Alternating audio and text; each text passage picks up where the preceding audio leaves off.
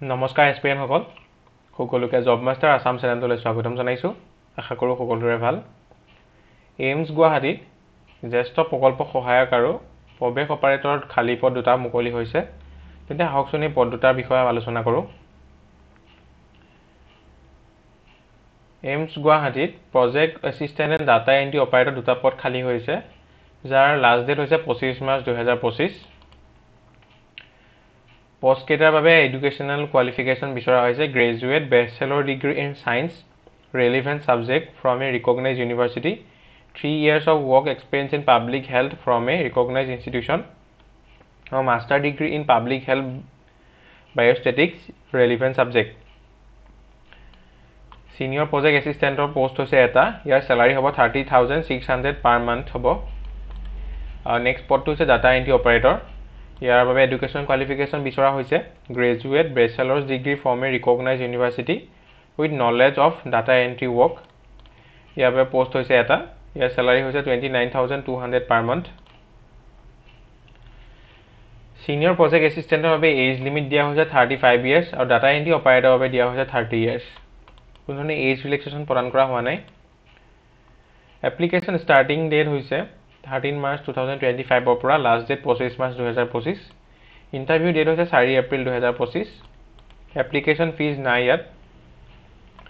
কেনেদৰে এপ্লাই কৰিব আপোনালোকে এইমছ গুৱাহাটী অফিচিয়েল ৱেবছাইটত গৈ পেলাই প্ৰথমে ৰেজিষ্টাৰ কৰি ল'ব তাৰপিছত ৰেজিষ্টাৰ কৰাৰ পিছত নেক্সট পেজত আপোনালোকে নিজৰ permanent address father's name mothers name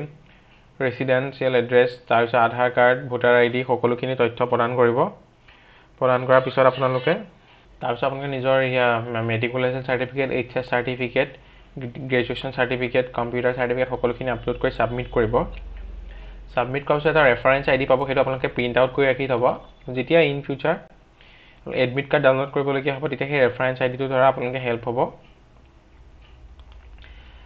এইখন হৈছে ইয়াৰ নটিফিকেশ্যনৰ পিডিএফটো All India Institute of Medical Science এইখিনি আপোনালোকে ভিডিঅ'টো পজ কৰি চাই ল'ব